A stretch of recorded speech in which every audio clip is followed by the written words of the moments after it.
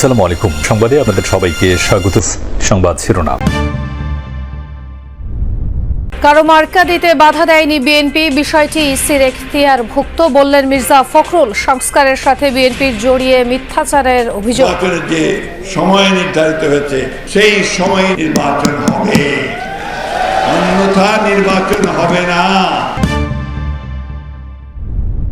15 October July সনদ স্বাক্ষরের আগেই পিআর পদ্ধতি নিশ্চিতের দাবি জামায়াতের। সোহরাওয়ার্দীতে 4 দফা দাবিতে ইসলামী আন্দোলনের শ্রমিক সমাবেশ। গণভোট দিতে হবে এবং সেই গণভোটের মধ্যে পিআরের প্রস্তাবকে অন্তর্ভুক্ত করতে হবে। শান্তিতে এবছর নোবেল পেল মাহিয়া কোহিনা মাচাদো। ভেনেজুয়েলায় গণতান্ত্রিক অধিকার প্রতিষ্ঠায় লাতিন নারী নেত্রীর রয়েছে গুরুত্বপূর্ণ ভূমিকা। The Norwegian Nobel Committee has decided to award the Nobel Peace Prize for 2025 to Maria Corina Machado. সংস্কারের সঙ্গে বিএনপিকে জড়িয়ে মিথ্যাচার করে লাভ হবে না। ফেব্রুয়ারি নির্ধারিত সময়ে নির্বাচন হতে হবে, অন্যথায় নয়, এমন হুঁশিয়ারি দিয়েছেন বিএনপি মহাসচিব মির্জা ফখরুল ইসলাম আলমগীর। অভিযোগ করেন, আমলাতন্ত্রকে নির্দিষ্ট দলের পকেটে ভরার চেষ্টা করা হচ্ছে। কারো মার্কা দিতে বাধা দেয়নি বিএনপি, ধানের শেষ অপ্রতিরোধ্য বলে টানাটানি করা হচ্ছে বলে এই মন্তব্য করেন বিএনপি মহাসচিব। 90-এর ছাত্র গণঅভ্যুত্থানের শহীদ নাজির উদ্দিন জিহাদের 35তম শাহাদাত বার্ষিকীতে দৈনিক বাংলা মোড়ে জিহাদ স্মৃতিস্তম্ভে এই শ্রদ্ধা নিবেদন। ছাত্রদল সহ সেই গণঅভ্যুত্থানের নেতৃবৃন্দ শ্রদ্ধা জানান স্বৈরাচার বিরোধী আন্দোলনে শহীদের প্রতি। একটা নির্বাচিত সরকার না থাকলে এই দেশে আরো বহু ধরনের সংকট চলে আসতে পারে। পরে ইঞ্জিনিয়ার্স ইনস্টিটিউশন মিলনায়তনে জিহাদ স্মৃতি পরিষদ আয়োজন করে স্মরণ সভা। যতক্ষণ পর্যন্ত বিএনপিকে আমরা শাসকের দল হিসেবে দেখতে না পাবো, ততক্ষণ পর্যন্ত রাজপথ ছাড়া যাবে না। যারা পিয়ার প্রতি চায় তারা বাংলাদেশে গণতন্ত্র চায় না।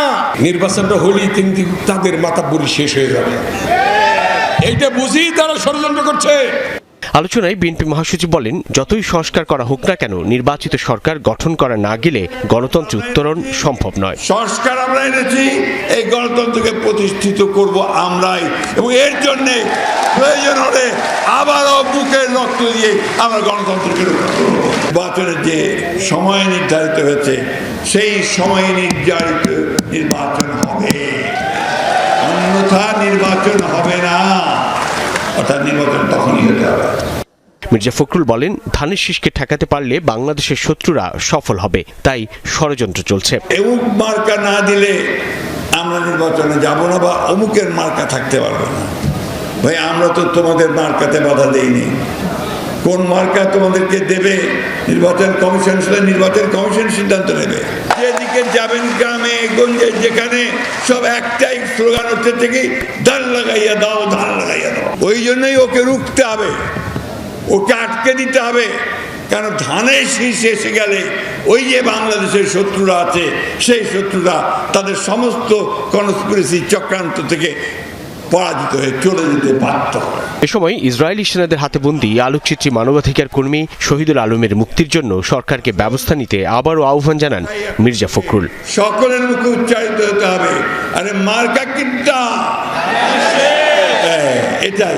15 অক্টোবর জুলাই সনদ স্বাক্ষরের আগে পিআর পদ্ধতি নিশ্চিতের দাবি তুলেছেন জামায়াত ইসলামের সেক্রেটারি জেনারেল মিয়া গোলাম পরওয়ার।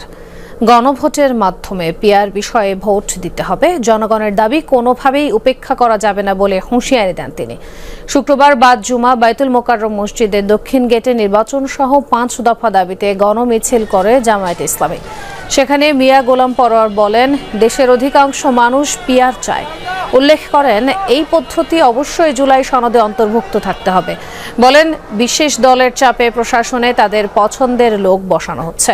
লেভেল প্লেইং ফিল্ড নিশ্চিত না হলে আবারও বিতর্কিত নির্বাচন হবে বলেও জানান জামায়াতের সেক্রেটারি জেনারেল।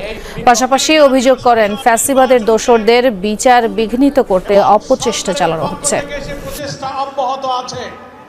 কিন্তু কখনো কখনো জুলাই সনদে একমত হয়ে যাওয়া সকল বিষয়গুলো যেন জুলাই চার্টারের মধ্যে থাকবে এবং সেগুলোর ভিত্তিতে গণভোট দিতে হবে এবং সেই গণভোটের মধ্যে পিআরের প্রস্তাবকে অন্তর্ভুক্ত করতে হবে।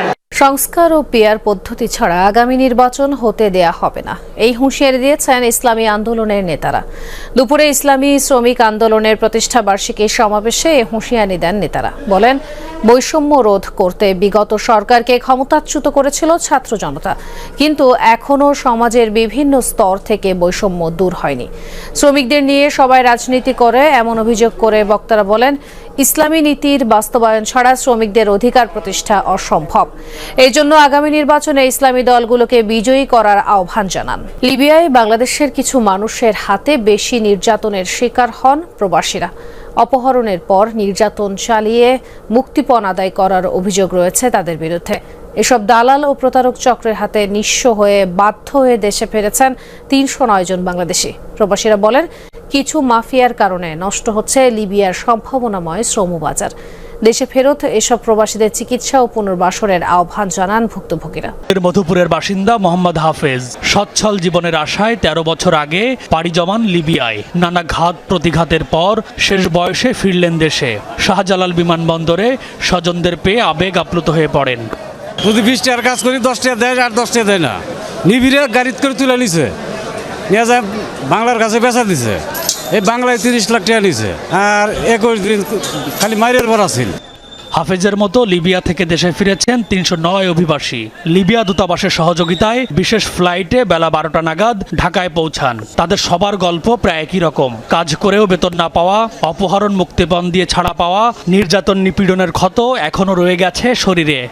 বাসা ভাঙে দরজা ভাঙে তুলে নিয়ে যায় ২৫ লাখ ৩০ লাখ টাকা দাবি করে, না দিলে হাত পা ভেঙে ফেলা যায়। ২ বছরের ভিতরে 7 মাসের মতো জেল খাটছি। টাকা গেছে মনে করেন ১৪-১৫ লাখের মতো গেছে।